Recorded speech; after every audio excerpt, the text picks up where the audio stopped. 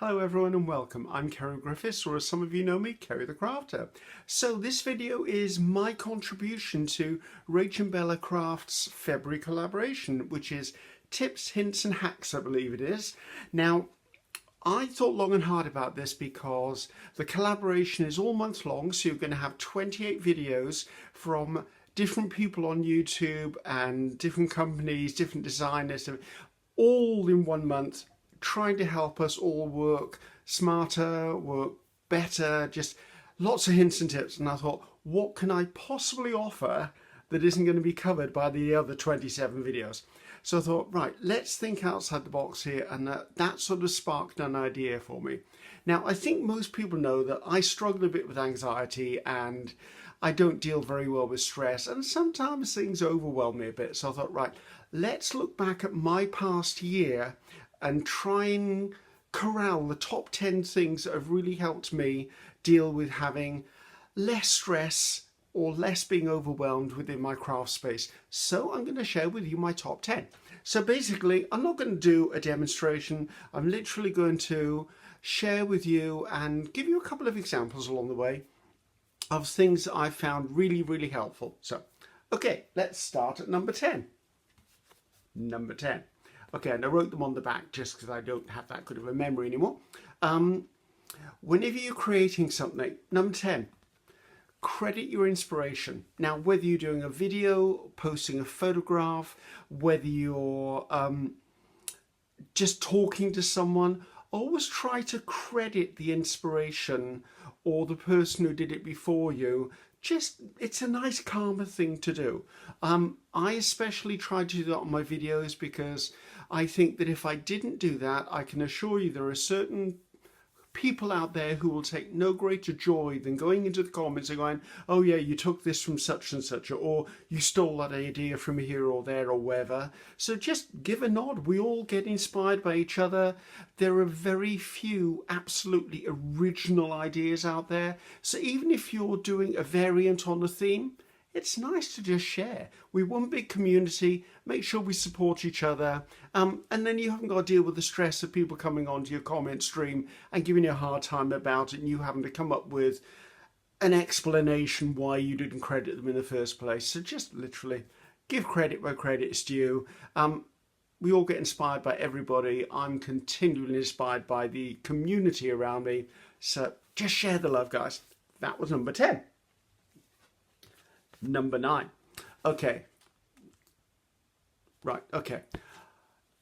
Number 9. For me, this is quite important because I've been on a sort of artistic journey. I think you should always date and sign your work. And by work, I mean anything you create. Even if you think it's okay. It's not something that you're going to give to someone or share with someone, just for your own record, because I find it fascinating when I look back through things like, for example, I look back in art journals and I look in my own journaling. It's nice to see the progression I've gone through. Also, if I'm trying to think of something, oh, I've made a video of this and I had it and where is it? And instead of trawling through my YouTube channel, I can pick up the inspiration and go, oh, that was July 2019. So I've already got some help there and go, right, go straight to that July 19th folder and it's probably going to be there. But yeah, keep it, sign it, be proud of your work. Because if you do gift it or you do sell your work, it's lovely for the person receiving it to have your signature on it and a date. Just it authenticates it. I think that's what I'm trying to get at anyway. I mean, it causes me less stress. I don't have to then start racking my brain going, when did I do this? So yeah, sign and date your work. It's a great thing to do, and there's a lot of useful things for both you as stepping stones on your development in your journey to become a better artist or crafter or quilter or quiller or whichever medium you're working in. It's good to make a note on your piece of art as to who you are and when you did it. That was number 9. Number 8. Number 8. Okay. Number 8. At the end of every day, something I do is I spend 5 minutes. It's usually only 5 minutes. And I put stuff back where it belongs. Now, I'm not saying clean the craft room, you have to be in a tidy space. No, you don't. I do, because that's the way I can't work in clutter. I know some extremely talented artists and crafters out there who I look at their workspace and go, how are you working in that? But we all draw inspiration in different ways. We all create in different ways. However, my desk at the end of the day is not spotless. If I'm doing a project the following day, there may still be stuff left on it, but I'll put the washi back where the washi belongs. I'll put the glue back where the glue belongs. I'll put tape back where it belongs. I'll put maybe Mod Podge will go back where it belongs. Ink pads will go back with the ink pads, purely because the next day I won't remember where I've left them. So then I cause myself stress because I'm trying to find this. I'm going, but it should be there. Why isn't it there? So just take 5 minutes, just put things back. It will speed your workload up the next day because you know where things are supposed to be. And you'll go to that box of ink pads and go, why isn't fern green in there? Where have I left fern green? Where's fern green gone? It could be any colour, by the way. I'm just picking on fern green today. So if you put it back, it's there. So it helps speed me up. It helps me be a little more organised. It also helps me by, I don't stress about looking for my supplies. I know where they are because I put them by. But I'm not saying clean up your workspace. I'm just saying put the things that you've been working with, just put them by. If you are using them the next morning because you're continuing that project, by all means, leave them out. So there you go. So we're on to number 7. Sorry, I hope this isn't making anyone feel ill. It's just I've got a little table beside me where everything on. Okay, number 7. Number 7. Okay, this was a bit of a light bulb moment for me when I started crafting and creating art. I'm one of those people that by nature collects sets of things. So say I bought some Copic markers. I will then hunt down all of the other colours in that range and I'll buy the set. I don't need the set, I probably only need 2 of them, but my nature is to collect sets of things. And I will do that with coloured pencils, I will do it with paints, and I know this myself, so that's one thing I'm aware of. However, one trick I have found really, really useful is allocate your supplies a space or a box or a container. And when that container, space or box is full, that's it. You can replace stuff in it, but you can't add another container. You can't add another shelf. So if I've got, can you see behind me? Okay, they're right by there. I've got that shelf, and is there what? Oh, you can see it. And that shelf down there. Those are my 2 shelves of journals. If I have more than 2 shelves of journals, I somehow feel I need to do something with them. Now, some of them are precious to me and they're gifts, and they're not going anywhere. But I try to limit myself because I can just keep producing and producing and producing, or purchasing journals, and I'm not using them because they're sat on the shelves. Now, if I've used a journal and it's completed, then it goes somewhere else on another shelf because that's completed journals. That's not a resource, that's a memory bank for me. So yeah, so find a reasonably sized container or shelf or box or jar to contain the supply you want to contain. And then when you filled it, don't refill it until you're at least halfway down your supplies. It's helped me. Done with it, help you. As I said, these are just things that have helped me over the past year take the stress out of my craft room. Hopefully 1 or 2 of them will work for you. So where are we up to? We're up to number 6. Number 6, what is it? Oh, this one, I have learnt by my mistakes on this one. As soon as you complete something, whether it be a card, an ATC, a postcard, a journal, an art piece, whatever you create, as soon as you're finished, photograph it. Because that piece will never look that good again. Prime example. Okay, and I pulled, this is last year's art journal. Now, I always wanted to draw faces in my art journal, and I didn't get round to doing it, and then eventually I studied a bit and I learned, and the picture I'm going to show you was the first picture I ever drew and painted of a face in my art journal. Extremely proud of it, because for me it was one of those things off my bucket list. I've learned it and I've now been inspired that this year, 2023, my whole art journal is going to be about faces. However, what happened, I closed the book, there's the face, I closed the book, but then the next time I opened the book, the pages stuck together and the modelling paste here had ripped off bits of the paint, the spine had actually burst. I would never have had that picture again, but thank goodness I had the foresight to actually photograph it. So good thing is, photograph your work. Also, if you're someone who likes to create stuff for vlogs or blogs, photograph a few of the steps along the way. Even if you just make something for, say, a journal and you put it into your ideas book, having a photographic record of a couple of steps, the photograph will tell you a lot more than some of the words will that you write down. So there you go, always photograph your work. It's really important. You capture it when it's fresh, it's not faded, it's not battered, it's not damaged, it's perfect, just the way you want it to be. Okay, on to number 5. Number 5. Okay, number 5. Okay, I have a swatch book. It's just a little book I created myself, and in it is swatches of all of the paints I've got, and at the back, all of the pencils I've got.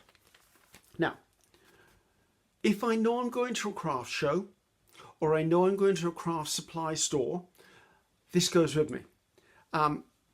If I'm traveling to a show abroad, this will go in my carry-on. Half the time it spends its life in the car as well. And the reason being is, how often have you walked into a craft supply store and they've had a sale on?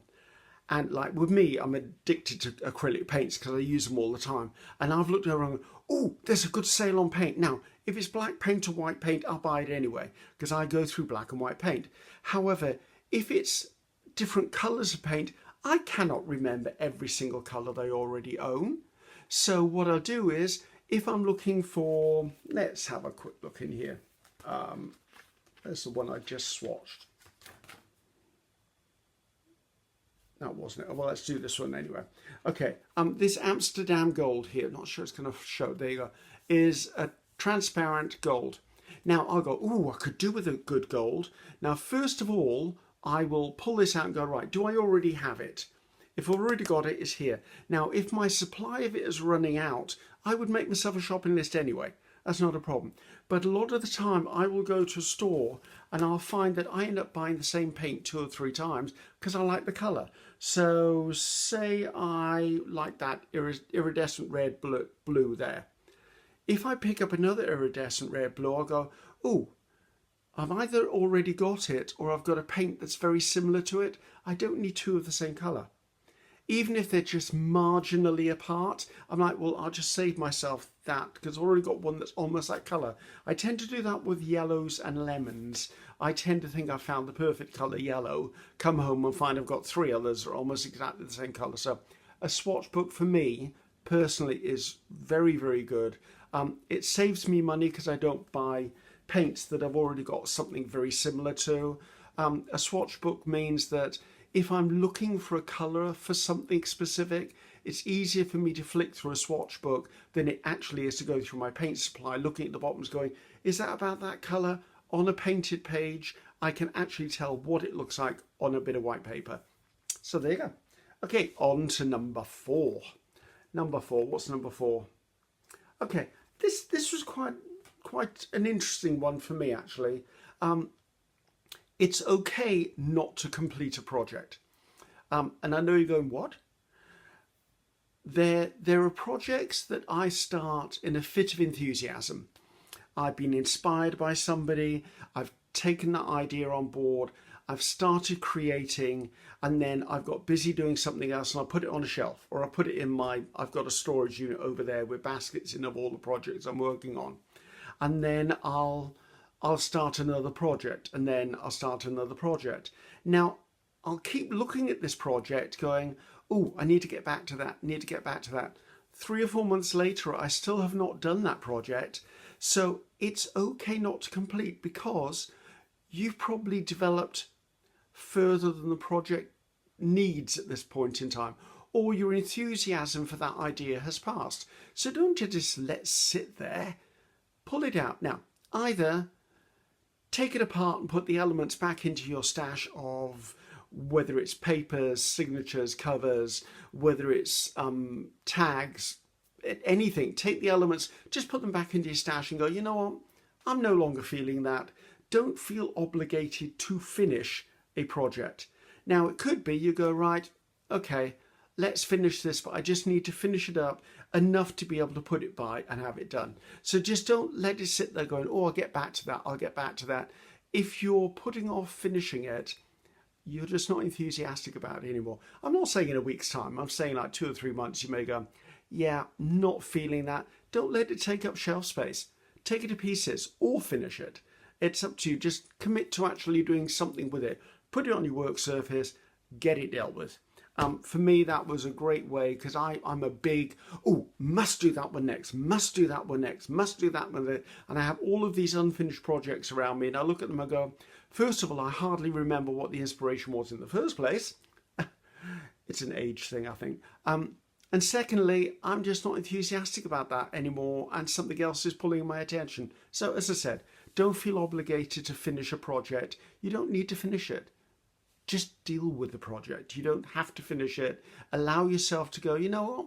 I enjoyed the inspiration. I enjoyed the day I had playing with that. Maybe I learned something along the way, but it doesn't warrant me going the whole hog and finishing the project. It just doesn't. Right, on to number 3. Number 3. Okay, this one, I'm sure all of us will understand this. Don't put things out of sight. If you put things in a drawer and you shut the drawer, if you put things in a cupboard and you shut the cupboard, if you put things in an unlabeled box so you don't know what's in the box, you're not going to remember you got them. You're going to find them the next time you tidy up your craft room and go, oh, I forgot about that. So try not to put things out of sight. Now, obviously, we have the logistics of space versus storage versus... I'm lucky enough, I have a converted bedroom, which is my craft stroke art room. However, you may work on a dining room table, you may work on a lap tray, and you have to put your stuff to one side. And for you, you will probably have a good supply of stuff in a confined space. So when you open that cupboard, you open that box, all of your supplies are on view.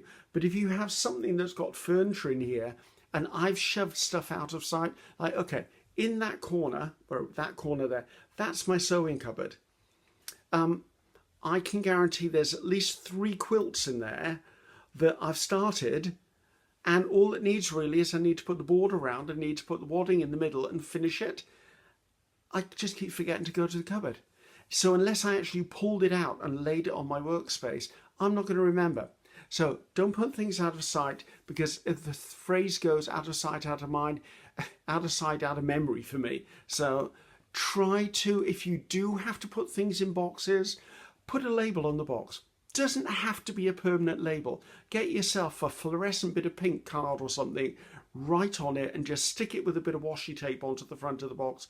It will catch your eye and it will remind you that you've got something in that box or that container. So there you go. On to number 2, hurtling towards number 1. Okay, number 2. This one is very important to me because I have things going through my mind a million times a day. I can't remember everything. I seriously cannot remember everything. So, secret, post-it notes, index cards, even if you've got scrap paper, scraps of paper dotted around the areas you work, or there's one next to my bed as well, with a pen or a pencil next to it. As soon as an idea pops into your head, write it down. You don't need to write a full War and Peace description. Just write down 1 or 2 words, and that will spark the memory. Or if you're watching a video, write down a few notes from the video. If you're really enjoying the process, write down what the title of the video was, whose video it was so you know which channel to go to, and write down a few things for yourself as inspiration and know, oh, okay, so if you do then want to make it, you can look back for that video and find it, and there it is. And that ties back into one where I'm saying credit your inspiration. But always make a note, throw ideas down. Like, for example, this is absolutely full. It's where I dump my brain. Literally all my coffee with Ceri ideas, all my video projects, everything are thrown into here. There's even a section in here that's just full of sketches and like black line stuff, because I design stencils and I design masks. If I don't throw those ideas onto a page when I have them, they're gone. I can guarantee if I'm doing a project, I go, well, I'll just write that down in a few minutes time. A few minutes later, I've completely forgotten it, and it may have been the next biggest idea anyone on the planet had. It's gone. I've lost it. So write it down. Like, for example, okay, this is my video log. So this book is completely full of all the videos I plan to actually film when I get around to filming. So as soon as I get an idea for a video, or as my subscribers do, my subscribers will request things or say, can you show this? Can you show that? I can spend 2 hours a day just answering comments. I'm never, ever, ever going to remember everything. I write it on the post-it notes, stick the post-it notes on an area, have a little basket and throw the post-it notes or the bits of paper and that into there, so you've got one page to go to. Then periodically sit down and write them up. Like, this is my video log. This is where I'll write stuff up so that I've kept them, because I'll lose scraps of paper eventually, or I'll misinterpret them for something else, think the scraps and probably collage them onto something. Okay, the last and the final, number 1. Okay, this one is very similar to a previous one, but it is something that is really important and can be used for almost anything that you're doing. When you walk into your creative area, there's always that one project sat in your area who keeps niggling at you. It keeps chipping away at you. And after a while, you begin to feel guilty about that. And you go, oh, I really do need to get on that. And it starts to weigh on your mind. Just do it. Allocate one day, pull that project off the shelf and finish it. Just get it done. Or as I said in a previous one, dissect it, take it to its parts. But if you've got a project where seriously, all it needs is a few tags in pockets, if it's a journal, and then you do a fastening on it, and then it's done. It needs to be photographed maybe through Etsy store.